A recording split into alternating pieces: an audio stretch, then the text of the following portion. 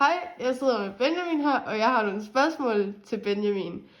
Benjamin han er revisor og er revisor hos BDO. Yes.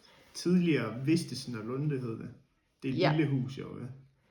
Hvordan er det at arbejde som revisor i hverdagen?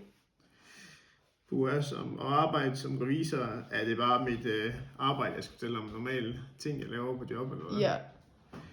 Jamen, som revisor, så laver vi mange forskellige ting egentlig. En af de største sådan, områder, som vi berører mest, det er bogholderiet, kan man sige. Og det er egentlig her, hvor det handler om at være meget i kontakt med kunden.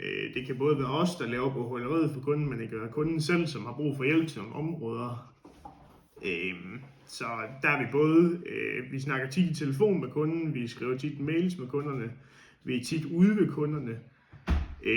Det kan være mange forskellige programmer, de bruger. Det kan både være Uniconta, Economic, det kan være noget, der hedder Billy. Det kan være alt muligt forskelligt. Der er nok mere end 100 forskellige bogholderier. Man kan komme og møde ved programmer osv. Ja. Yes. Og hvad er forskellen på at arbejde i et stort revisorfirma og et lille revisorfirma? De største forskelle, der vil jeg nok nævne den type af kunder, som man har. Det jeg har mærket er den største forskel, det er, der jeg var ved før, det hus ved før, som hed Vistesen og Lunde.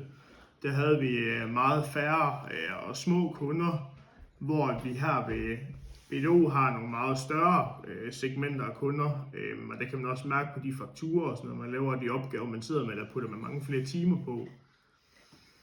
Hvilke uddannelser eller kompetencer er vigtige for at blive revisor? Jamen, der er mange veje til Rom i forhold til at blive revisor. Altså, den vej jeg gik jo, jeg valgte at tage en UX Business efter 9. klasse. Der gik jeg i skole i 2 år, og så har jeg så læst en professionsbachelor i finans, som tager 3,5 år. Og så er jeg jo sådan set egentlig under den elev-trainee stadigvæk, som jeg er færdig med nu her inden for 3 måneder. Så er jeg helt færdig med det. Yes. Og hvilke udfordringer møder man som revisor? Ja, det ved jeg ikke. Altså til at starte med, så står du jo ikke lige så meget alene, kan man sige. Fordi du er under den her elevtid. Men ellers så kommer det jo til at komme ud på lagerkontroller, hvor du er ude ved kunden. Du kommer til at få nogle problemstillinger fra kunden af, som du skal løse. Og det kan jo både også være ude ved kunden, men det kan også være over mail, telefon, eller hvis du bare sidder med noget bogføring.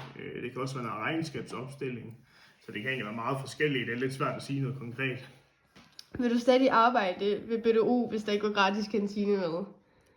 Ja, det var lidt hårdere selvfølgelig, men altså, jeg har ikke lyst til at smøre madpakke, så vil jeg så købe en madpakke hver dag. Tak for i dag, Benjamin. Nej, det var så lidt.